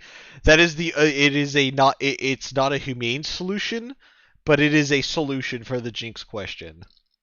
yeah. So we see Jinx, like, she goes back to her stuff, and she grabs the, the, what's the name of the thing, the light that Bai gave her on the Yeah, first she part, grabs the flare. Oh, dude, that's the such a flare. good scene. Like that's the one thing I'll give the French. Like the French don't fucking forget whenever they're making a series. Oh yeah, Jinx, if you ever have a problem, you can just light this and I'll come to see you. And Jinx like stands there for like several scenes holding that flare, and like the flare has gone out for like minutes. And the scene changes when she's like, half the flare. She's like with the flare on the air, and she's like, at the beginning she's like serious, and by the end she's like crying. She's like crying because I think she's like, honestly, she wants Bai to come back and save her. She wants somebody to come and save her from what is happening, from her situation. And the only person who used to do that was Bander. Bander is dead, and Bai is the only one alive. So she's like, please, sister, come back to me. Such a powerful moment, as it's just awesome. And then we jump to my favorite part of the episode, when the council is going to decide what to do with Sound, with the Undercity, and Heimerdinger gives his speech. Is like, we trade honor for prestige, we trade integrity and morals for comfort and commodities. We need to remember that this city was built to to run away from the greed and the power hunger people of the exterior. We built the city to run away from like the warmongering nations. We We are not that. yeah, we built this city. We built this city on rock and roll. Yes. We built and this city on rock and Yeah. roll. Is that a Kiss and, song? No, it's not Kiss. Okay, it's not Fucking Kiss. uh and shit. Who is it? Fuck. You made me forget. I'm gonna admit, this moment actually made me feel bad, because this moment shows like Jay's biggest character flaw. Jace actually believes that he's in the right all the time, and Heimerdinger is like, okay, like, you wanna vote me out of the council? It has to be unanimous, and all the councilmen, all of them doubt about kicking out Heimerdinger.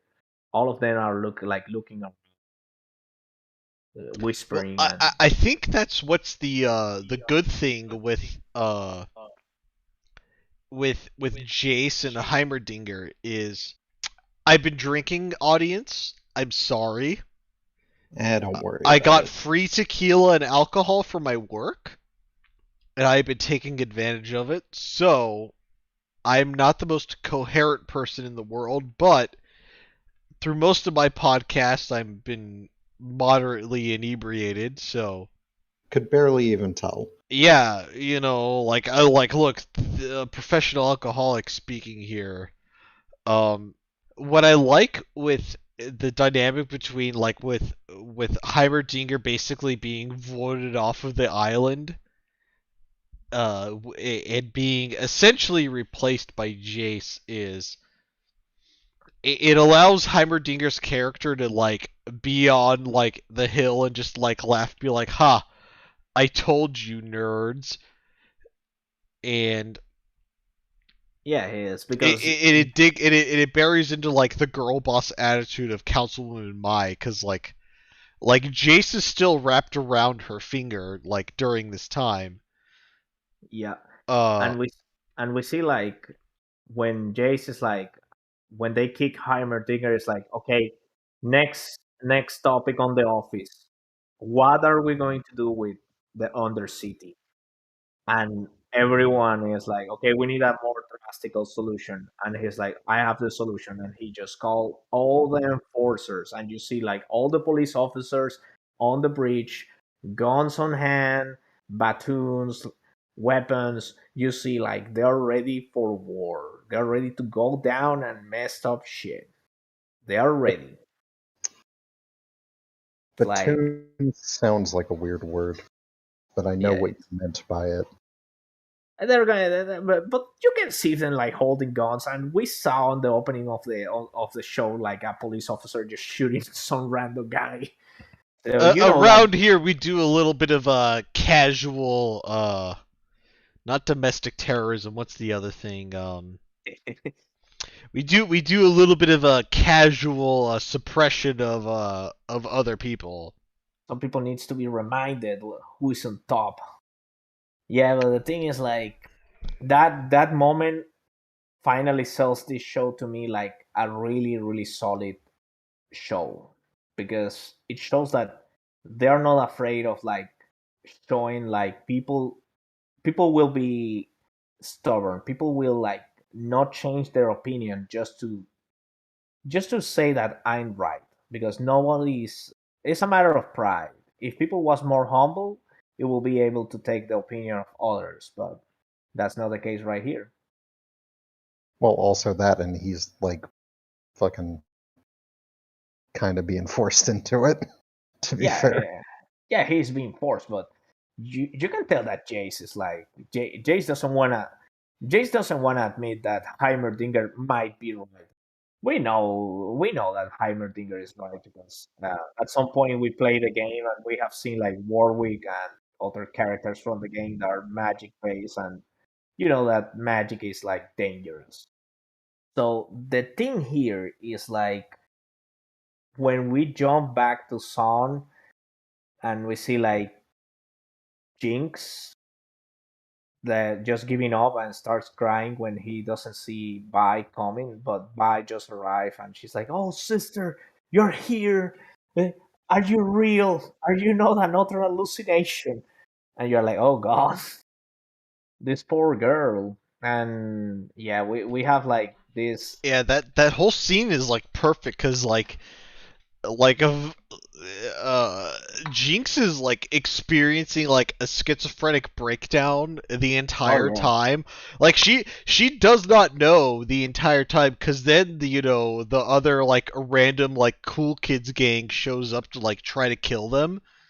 yeah. But before that, she's like, what breaks Jinx is when she sees Bai with Caitlyn, and she sees Oh first yeah.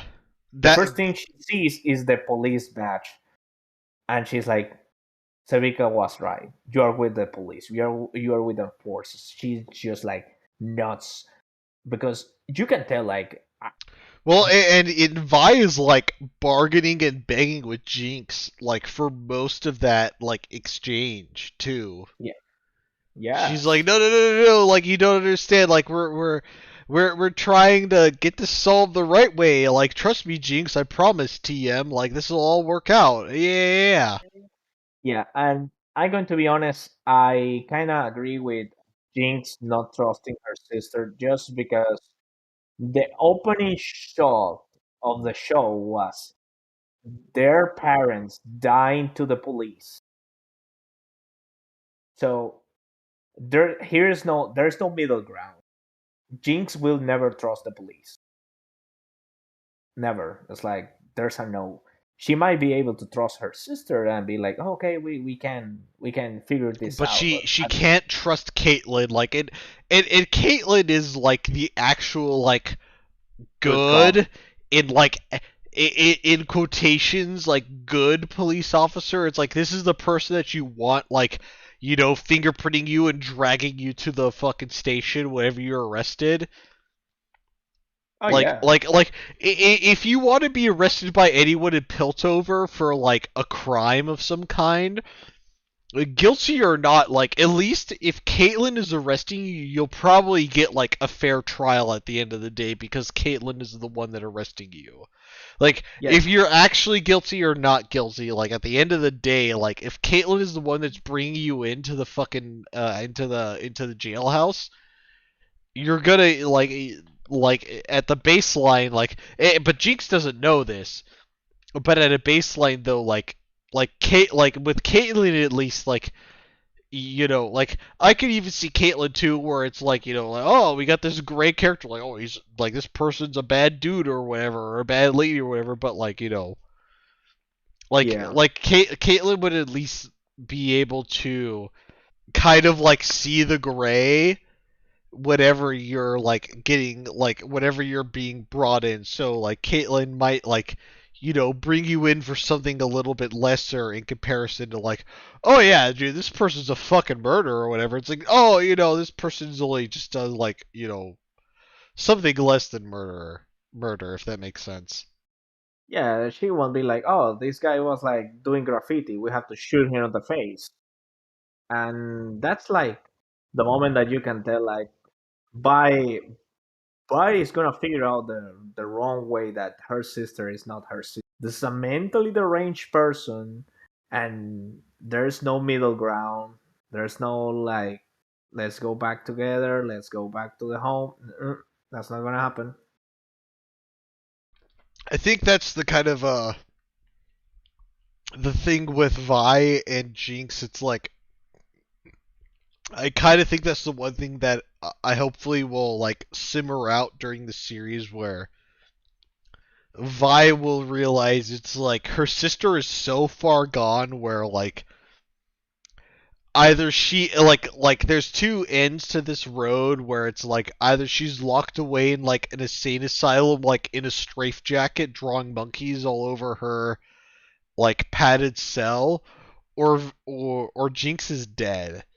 So and that's kind of interesting. That puts Vi in an interesting spot because Vi doesn't want like her sister Powder to be dead, but then like for Vi, like oh my sister's still alive, but she's like locked away in the fucking sanatorium, and she's Oh just yeah, getting like pumped full of fucking tranquilizers just so like she can be you know like stable. semi under control during the entire time. So it's really interesting, and that's whenever like you know like the cool skateboarding gang shows up.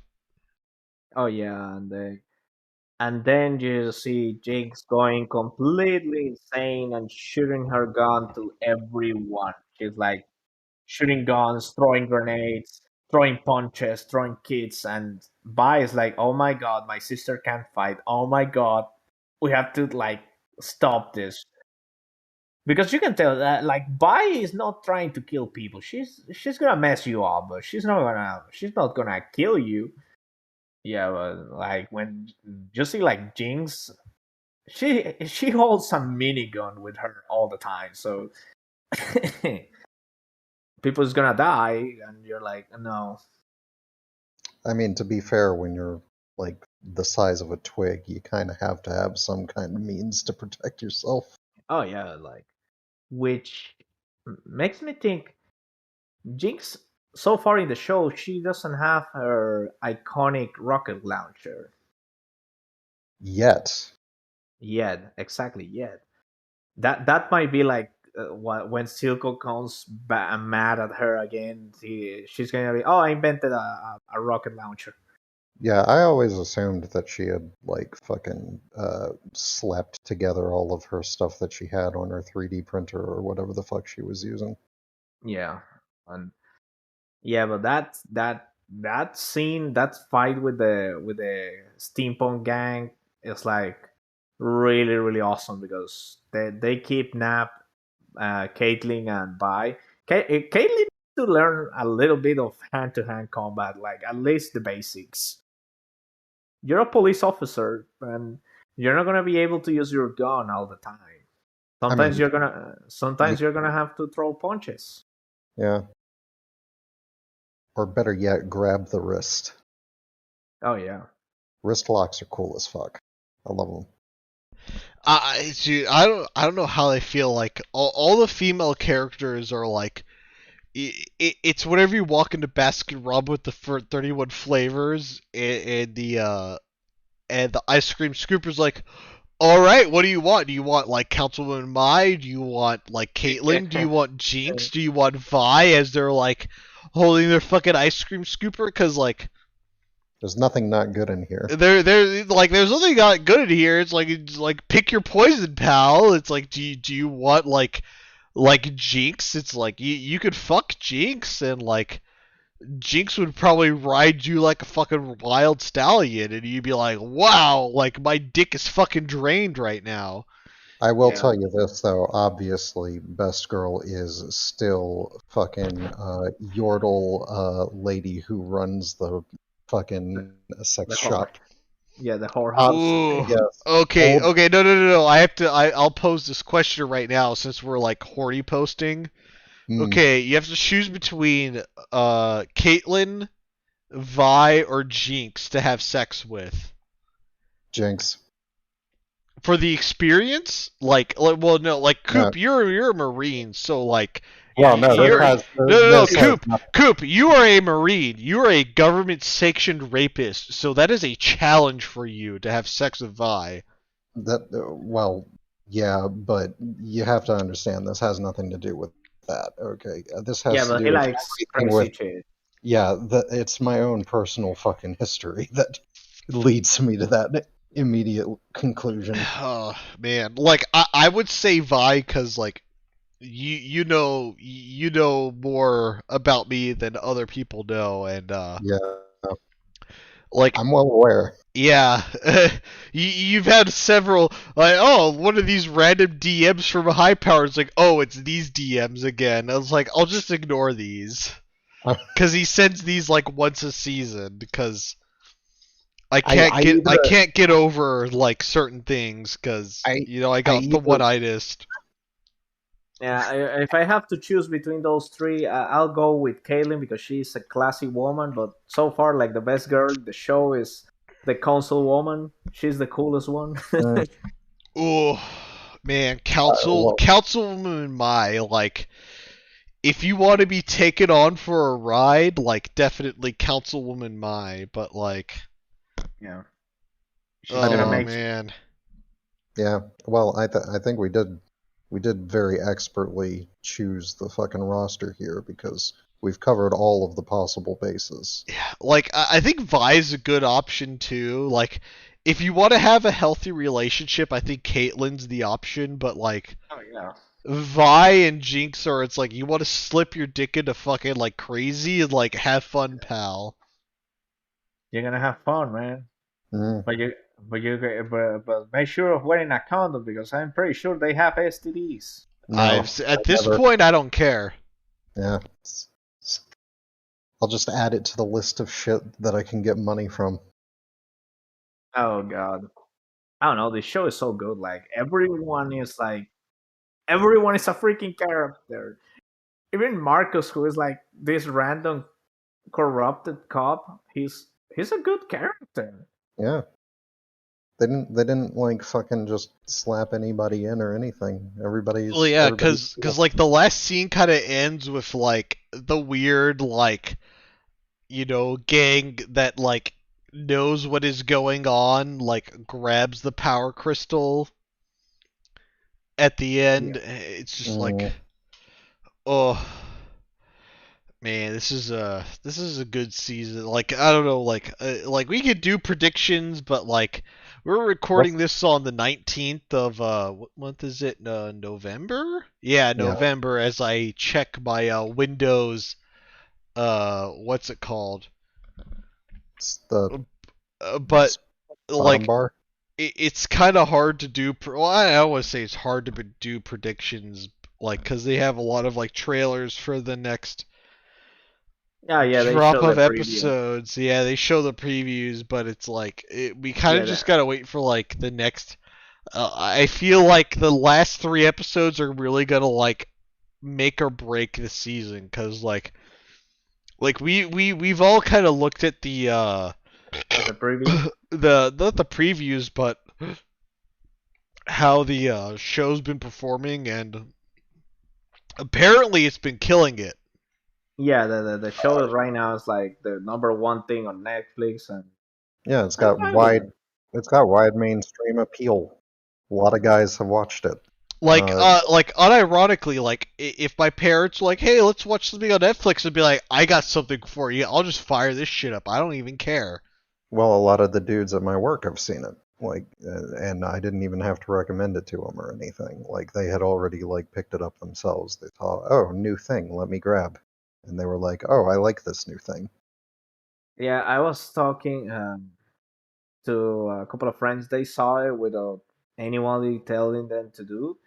And it's funny because one of them it was like, "This show is woke, but it's good." And it's like, I don't think that the show is woke. I don't And think it if is either. It doesn't seem to me to be, at least. But yeah, then, it doesn't like. I mean, you have like women like kicking ass, but you can see Bai is like kissing the floor like 90% of the show. yeah, I think she's lost like fucking how many out of like a fuck a ton of fights, most of them, Yeah, actually. Yeah, Vi hasn't really won any fights. Like, the first one with the kids on the alley is the one that she Yeah, won. yeah, that's the she only she one she won that comes out fight. of with a win. Like every other one, if she either gets like her ass rescued Yeah, or Vi is like the Punisher. She's like, oh, I come home to like with like 3 bullet wounds and like several cracked ribs, and I have to heal myself now. yeah, and like Yeah, pretty much. And like you can tell like whoever is doing the choreography for this show, that person deserves a raise because it's like the fights are like they're devil, they are like visceral, they're dirty. You can tell that these people is not having a good time fighting each other. These yeah. people is like, oh god, she Well, broke my nose. I think we can honestly wrap up the podcast now. I mean, like, unless you have like weird predictions, though, I think we're at like a good stopping point. I mean, I can't really say as to like predicting any. I mean, like we know generally that this is like a prequel thing, so we know most of the people who will survive, maybe. Yeah, the only thing that it has me really curious about is that in the previews they show Noxian soldiers arriving to Piltover, and when they show that and people started talking about the crows in the show, like it makes me think that maybe Silco is worried because his client is Noxus. Is someone in Noxus. The one who is selling the drug outside of the kingdom. It's a big fish. Because in the grand scheme of things, this is a thing. Silco is dangerous and he's a great villain and stuff, but he's not a big fish. He's a small fish in this world. He's like at the end of the day, if he pisses off like Swain could just like send assassins to kill him, and nobody will be able to stop him. Oh I don't yes, know. Swain, the walking Holocaust. I I don't necessarily know if I would like them bringing in anybody new to this general show at this point because No, we're already 2/3 of the way through. I think they no, should I just go know, with what they already got. but I just find like really interesting that they took that decision of like, like why, like not. I mean, they mentioned Noxus multiple times, and Noxian soldiers show up. Like the only reason why they could be here is because they are gonna buy a weapon. That's what they do with Piltover and Sound. They buy weapons from this country. It's like that. Their two main importations from Piltover are basically just weapons and wine. I mean, hey, if you got to get it from somewhere, might as well get it from the best place. Exactly. So it's like what I can see is like the Firelights. They destroy the shipment of Shimmer that was supposed to arrive in certain at certain moment in time, and the Noxians are pissed because they didn't got the shipment. That would be like the most solid and simple answer, yeah.